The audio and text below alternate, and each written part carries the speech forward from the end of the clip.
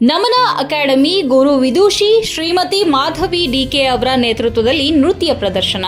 ಇಂಡೋನೇಷ್ಯಾದ ಬಾಲಿ ನಗರದ Aston conference ಹಾಲ್ನಲ್ಲಿ ನಡೆದ 47ನೇ ಅಂತಾರಾಷ್ಟ್ರೀಯ ಸಾಂಸ್ಕೃತಿಕೋತ್ಸವದಲ್ಲಿ ನಮನ ಅಕಾಡೆಮಿ ತಂಡದ ಗುರು ವಿದುಷಿ ಶ್ರೀಮತಿ ಮಾಧವಿ ಡಿಕೆ ಮತ್ತು ಅವರ ಶಿಷ್ಯರು ಕುವೆಂಪು ರಚನೆಯ ಬಾರಿಸು ಕನ್ನಡ ಡಿಂಡಿಮವ ಹಾಗೂ ಬಾ ಫಾಲ್ಗುಣ ರವಿ ದರ್ಶನಕ್ಕೆ ಸಾಹಿತ್ಯಕ್ಕೆ ಲಘು ಶಾಸ್ತ್ರೀಯ ಮತ್ತು ಆಧುನಿಕ ನೃತ್ಯಗಳನ್ನು ಮನಮೋಹಕವಾಗಿ ಪ್ರದರ್ಶಿಸಿದರು. ಈ ಉತ್ಸವದಲ್ಲಿ ವಿವಿಧ ದೇಶಗಳಿಂದ ಭಾಗವಹಿಸಿದ ಕಲೆಗಳ ಮೇಳದ ಮಧ್ಯೆ ನಮನ ಅಕಾಡೆಮಿಯ ಪ್ರದರ್ಶನವು ಭಾರತೀಯ ಸಂಸ್ಕೃತಿಯ ವೈಭವವನ್ನ ಹೊಸ ಮಟ್ಟಿಗೆ ಏರಿಸಿತು. ಅಂತಾರಾಷ್ಟ್ರೀಯ ಹಿನ್ನೆಲೆಯಲ್ಲಿ ಈ ಪ್ರದರ್ಶನವು ಭಾರತೀಯ ಕಲೆ ಮತ್ತು ಶಾಂತಿಯ ಸಂದೇಶವನ್ನು ಹಬ್ಬಿಸಲು ಪ್ರಮುಖ ಪಾತ್ರ ವಹಿಸಿತು. ಈ ಅವಕಾಶವು ನಮನ ಅಕಾಡೆಮಿಯು ತಮ್ಮ ಪ್ರತಿಭೆಯನ್ನ ವಿಶ್ವದ ವೇದಿಕೆಗೆ ತರುವಲ್ಲಿ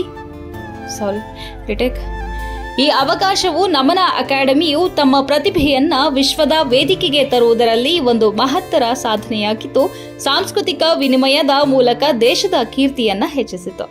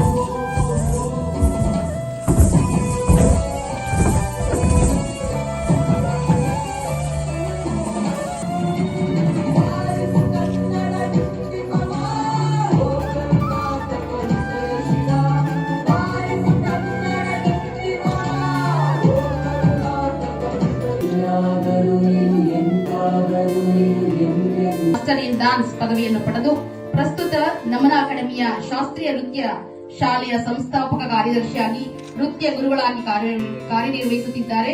ಇವರು ತಮ್ಮ 9ನೇ ವಯಸ್ಸಿನ ನೃತ್ಯ ಕಲೆಯನ್ನು ಪ್ರಾರಂಭಿಸುತ್ತಾರೆ. ತಾಯಿ ನಂದಾ ಡಿ ಕುಲಕರ್ಣಿ, ಇಬ್ಬರು ಅಣ್ಣಂದಿರು ಮನೋಜ್ ಡಿ ಕುಲಕರ್ಣಿ ಹಾಗೂ ಹರೀಶ್ ಡಿ ಕುಲಕರ್ಣಿ.